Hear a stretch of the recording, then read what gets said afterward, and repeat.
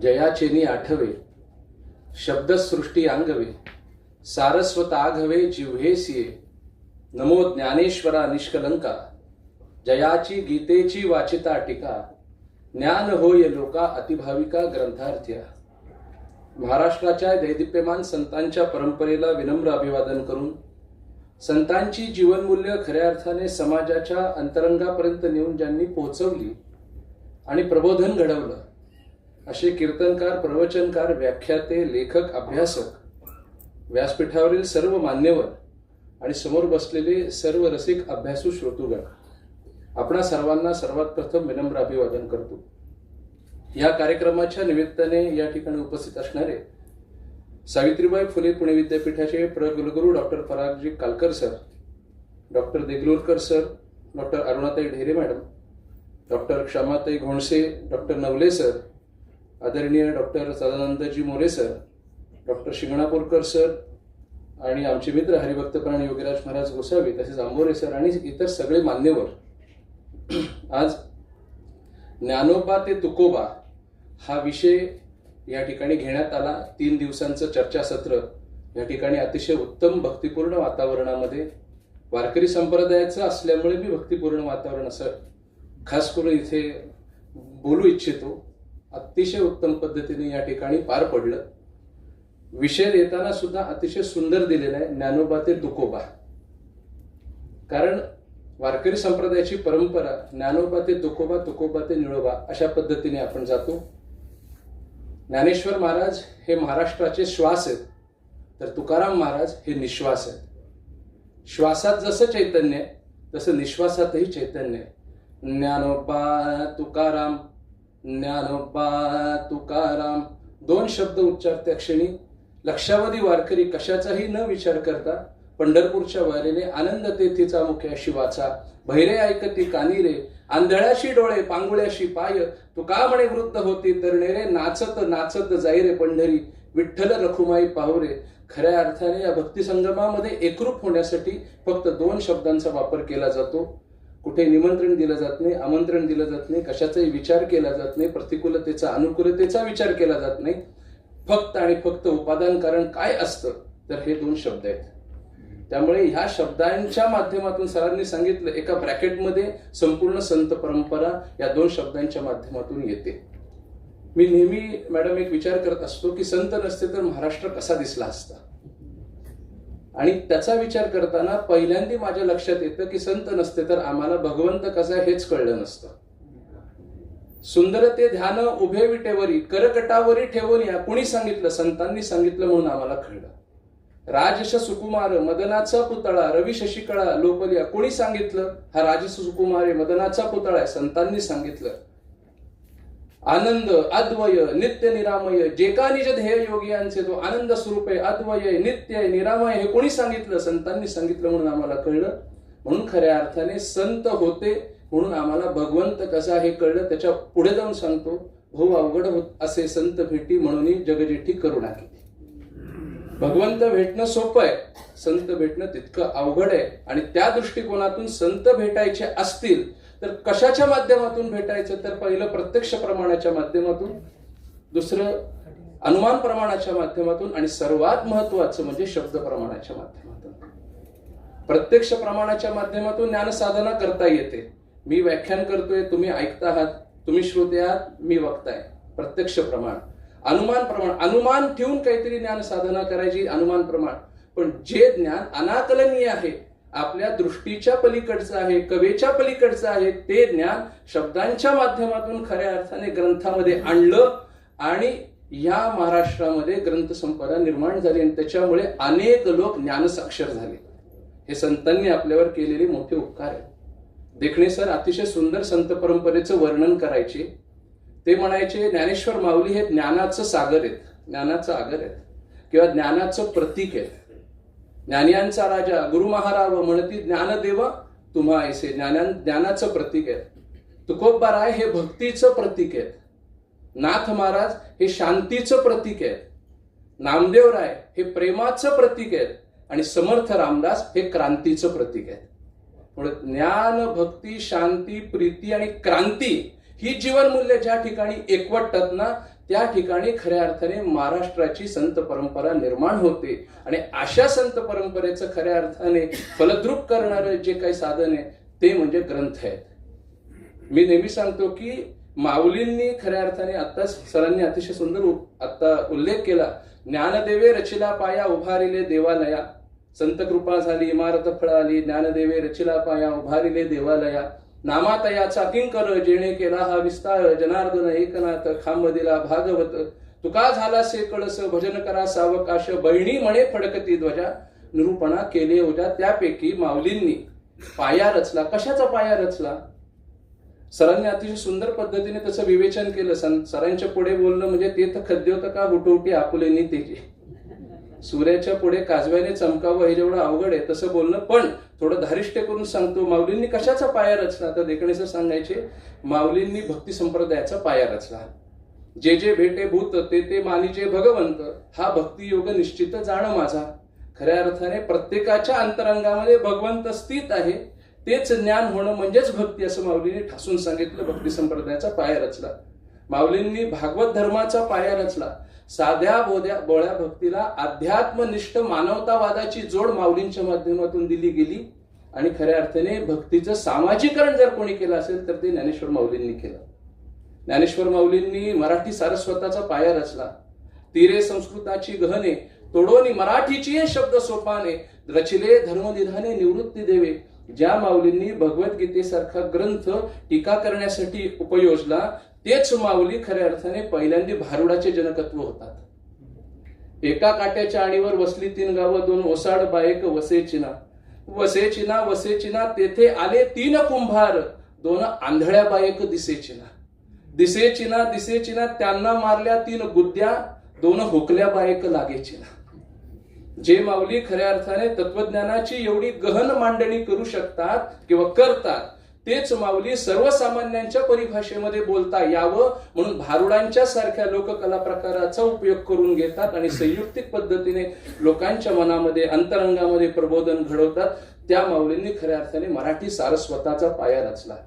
माऊलींनी सामाजिक समतेचा पाया रचला. चोखोबा, तुमची जागा पायरीपाशी नाही तर भगवंताच्या हृदयात आहे, कारण तुम्ही संत आहात.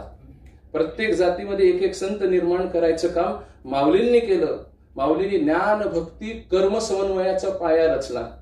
ज्ञानाला कर्माचे हातपाय हवे, कर्माला ज्ञानाचे डोळे हवे, आणि ज्ञान आणि कर्म या दोघांचा अहंकार जाण्यासाठी भक्तीचा ओलावा हवा, हे माऊलींनी सांगितलं. नवल अहंकाराचे गोटी विशेष न लगे अज्ञाना पाठी, सज्ञानाचे झोंबे कंठी नाना संकटे नाचवी. ज्ञानी माणसाला, सत्वगुणी माणसाला अहंकार असतो, तो अहंकार कामाचा नाही. कालच आपण कीर्तनामध्ये ते ऐकलं. आणि सर्वात महत्वाचं म्हणजे ज्ञानदेवांनी चिद्विलास तत्वाचा पाया रचला. ब्रह्मसत्यम जगन्मिथ्या जेव्हा म्हणतात तेव्हा माऊली म्हणतात, सुवर्णाचे मणी केले ते सोनियाची सुती ओविले, तैसे म्या जगधरिले सभाय अभ्यंतरी. मणी सोन्याचे, सूत सोन्याचे, मग जो हार होतो तो काय लोखंडाचा होणार आहे? तोही हार सोन्याचाच होणार आहे. त्यामुळे ज्या ज्या ठिकाणी जळी स्थळी काष्टी पाषाणी जर का भगवंत आहे, हारामध्येही भगवंत आहे, त्या मण्यांमध्येही भगवंत आहे, दोऱ्यांमध्येही भगवंत आहे. त्यामुळे जे जे काही आपल्याला उपस्थित होणार आहे ते भगवंत स्वरूपच असणार आहे. म्हणून अशा वेगवेगळ्या पद्धतीने माऊलींनी या संपूर्ण महाराष्ट्रामध्ये वेगवेगळे पाया रचला. आणि त्याचा महत्वाचा कळस किंवा त्याचं सर्वात महत्वाची गोष्ट जी आपल्या हातामध्ये दिली ती म्हणजे ग्रंथराज ज्ञानेश्वरी. नामा म्हणे श्रेष्ठ ग्रंथ ज्ञानदेवी, एकतरी ओवी अनुभवावी. का बरं? तर रसालंकार संपन्न भाषेने साहित्यिकांना, भक्ती वैराग्याच्या कथनाने वारकऱ्यांना, अष्टांग योगाच्या निरूपणाने योग्यांना आणि व्यावहारिक दृष्टांतांच्या माध्यमातून प्रापंचिकांना साक्ष आणि मवाळ, मिथुले आणि रसाळ, शब्द जैसे कल्लोळ अमृताचे ज्ञानेश्वरीच्या माध्यमातून प्राप्त झाले. माऊली म्हणतात, माझी ज्ञानेश्वरी असावी तरी कशी? तर नवरस भरवी सागरू, करवी उचित रत्नांचे आगरू, भावार्थाचे गिरवरू निफजवी माये, साहित्य सोनियेचे खाणी, उघडू दे देशीची क्षोणी, विवेक वल्लीची लावणी होदई सैंघ, अगा विश्वैक्य धामा, तुझा प्रसाद चंद्रमा, करू मज पौर्णिमा स्फूर्तीची जी. नवरसांचं सागर भरवीत, विवेक वल्लीची लावणी करीत, विश्वैक्य धाम्याचा प्रसाद चंद्रमा म्हणून पौर्णिमेच्या चंद्राप्रमाणे या भूमीमध्ये ज्ञानेश्वरी प्रगटली आहे.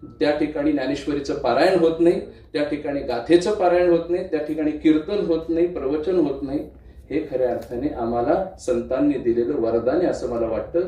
आणि संतांचं साहित्य जसं वारकरी संप्रदायाच्या माध्यमातून संपूर्ण जगामध्ये जाते, तोच धागा पकडून अभ्यासकांनी सुद्धा आस्तिक बुद्धीने जर संतांचं साहित्याचा किंवा संतांच्या विचारांचा विचार केला आणि पुढच्या पिढीपर्यंत ते देण्याचं, म्हणजे त्याला इंग्लिशमध्ये परकोलेट करायचा प्रयत्न केला, तर 100% जे संप्रदाय 30, 40, 50, 60 वर्षापूर्वी आले, मोठे उदयास गेले, आमचा वारकरी संप्रदाय 1000 वर्षाची परंपरा असणारा संप्रदाय आज महाराष्ट्रामध्ये स्थिमित राहिलाय.